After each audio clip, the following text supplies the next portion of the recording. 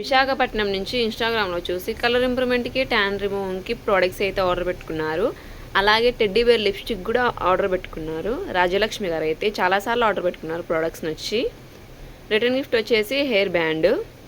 ఈ products gents ladies ఎవరైనా use చేయొచ్చు.